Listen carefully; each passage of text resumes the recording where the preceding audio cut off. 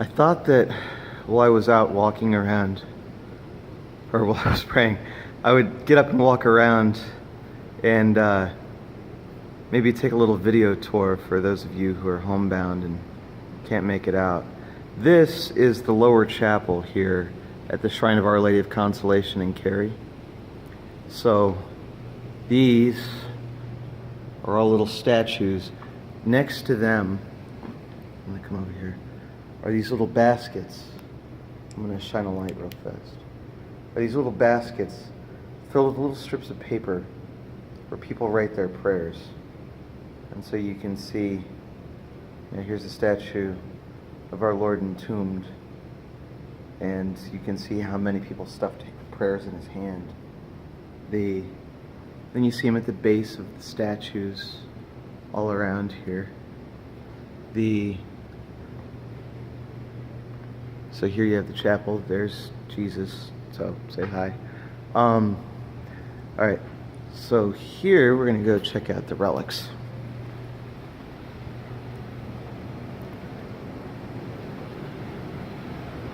So one thing that's really distinctive about Carey is the large number of relics that they have. And I'm going to bring you one of the booklets that shows all the different relics. Now, there's no light on here, but I have my little pen light. So you can see this whole panel is just filled with these relics.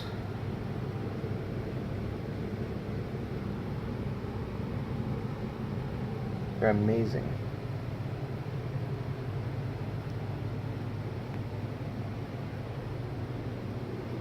So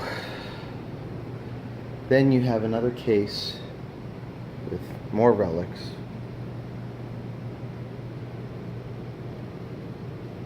Right? And then you have more of these neat little statues. There's Our Lady of the Passion. And so then there's the background on it. And then this is the Holy Child of Cebu up there. Kind of like the Infant of Prague. So there's Padre Pio. There's Mother Teresa.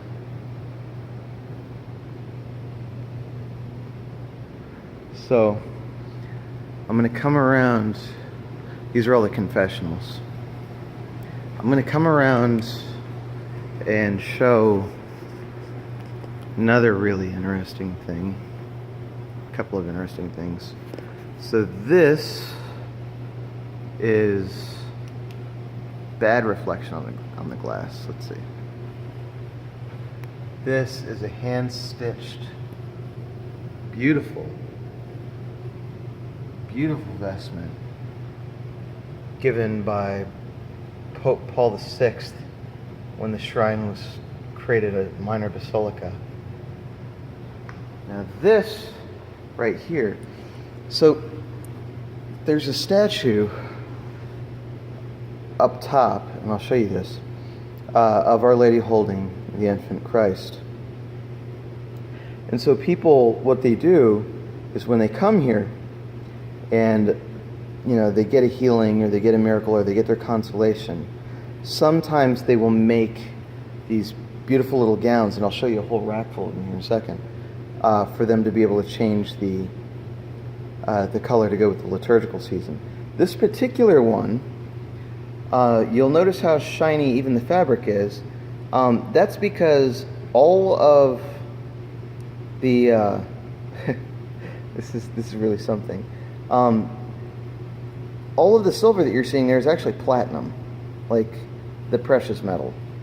Like you're looking at like an obscene amount of money invested into this thing.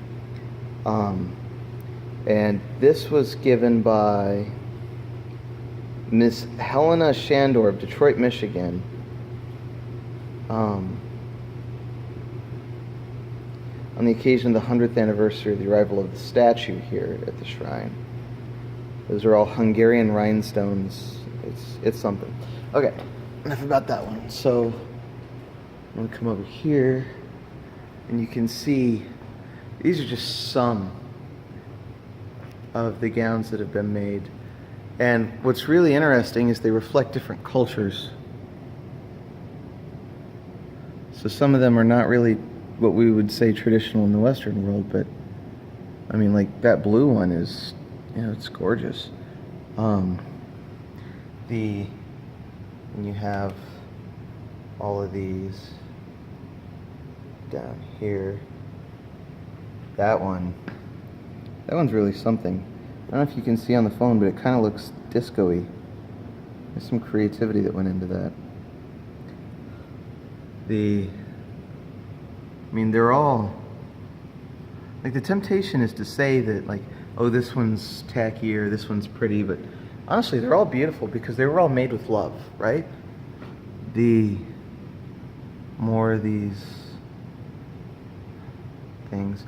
The reflection you're seeing is a little flashlight that I'm holding to help out the camera since it's dark down here. It's pretty cool, right? There's more. And you'll notice these are actually all 2D. And even still, this is just a sample of what's there. Like, here's one that looks like it's all roses.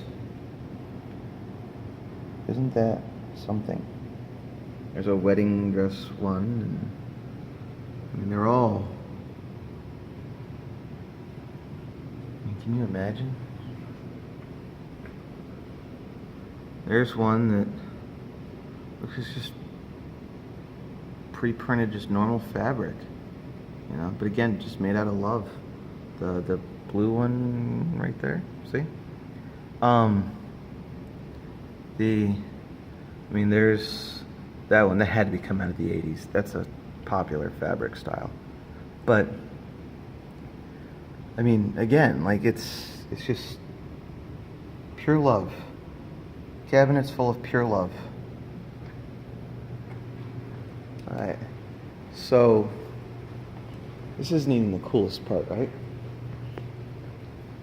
Because when you come around to the other side, these people that receive healings, what they do is they leave things here. So these are all crutches. There's somebody's walker, right?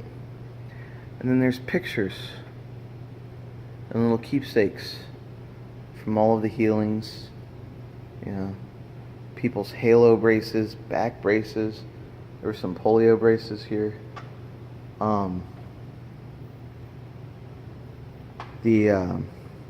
That scary looking thing is what they use to hold your head in place when they give you radiation when you have cancer in your head. So that's really special. Another halo brace, and all of these keepsakes, they have all these beautiful little stories. People pray for the conversion of soul, for the repose of the soul, for the conversion of souls. But the cabinets in here, these are mainly associated with healings. And of course, you've got more crutches here, but if you look right there, that's a polio brace.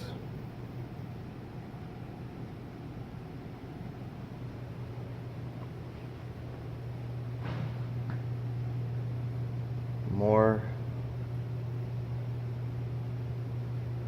And then on top, it really is something incredibly special.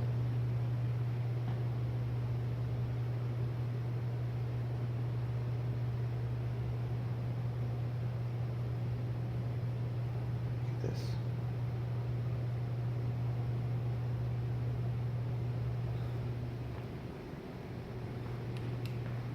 You have all these little side altars. Again, they all have baskets full of prayer intentions where people will write them down.